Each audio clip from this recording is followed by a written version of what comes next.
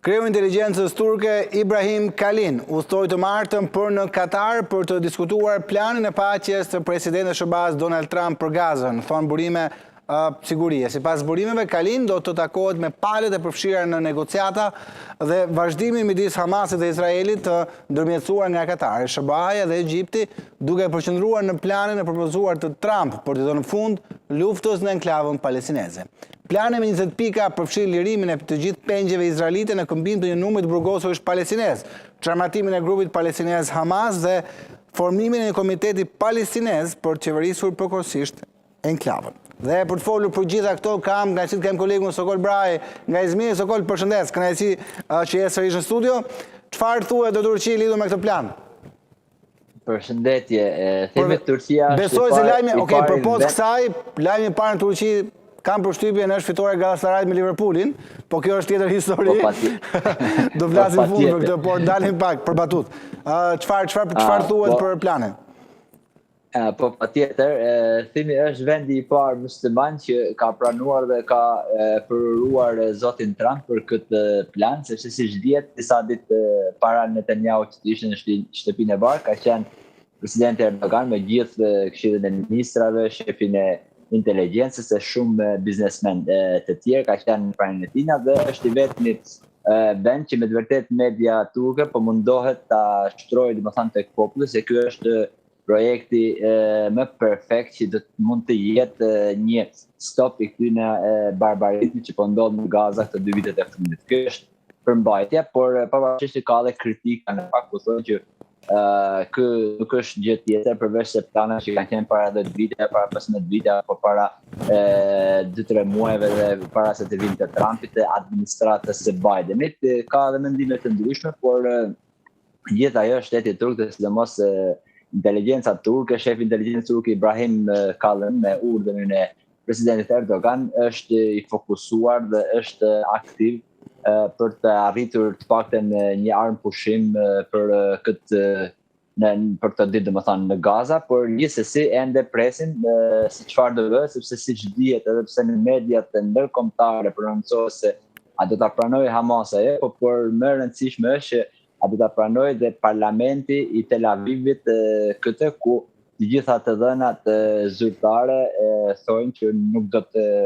ratifikohet kjo marrëveshje në parlamentin izraelit. E kuptoj, por nga ana tjetër, si ka qenë opozita turke lidhur me këtë plan?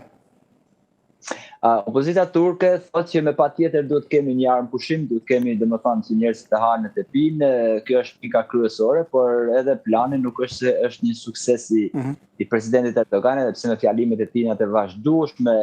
gjatë gjithë kohës, biles për dekadash më radh, nuk është se ka dhënë një rezultat që të jetë të kemi një paqe të qëndrueshme në lindjen e mesme ku të jetojnë së bashku si dy komshi apo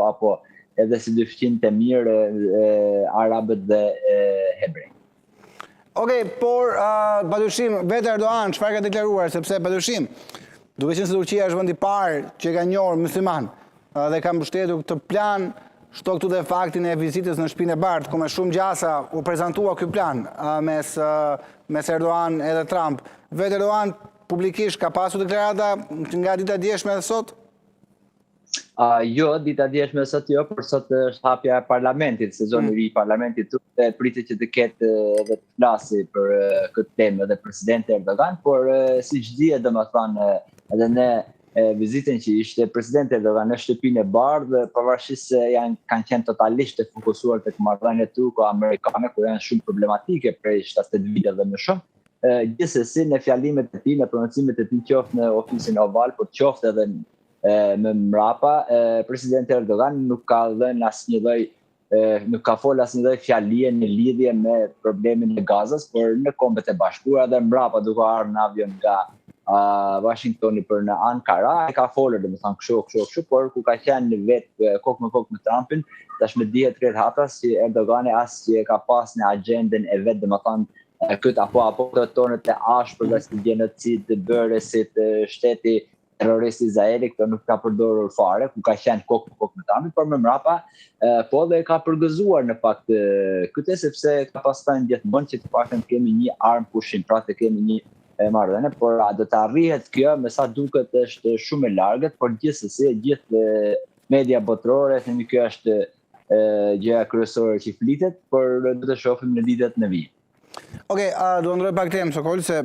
po më kujton dhe Facebooku që ka ato reminderat për ngjarjet kaluara që si sot 2 vite më parë kemi qenë punë këtë studio, ti ke qenë i Izmirun këtu dhe kemi biseduar, diskutuar për një atentat